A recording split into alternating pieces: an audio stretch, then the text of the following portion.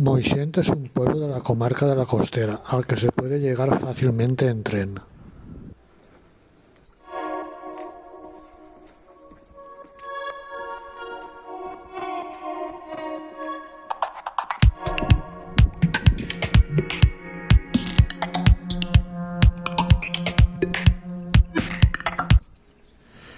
Yo he subido a la Torre Mora, que se encuentra cerca del pueblo. Se puede subir por unas escaleras.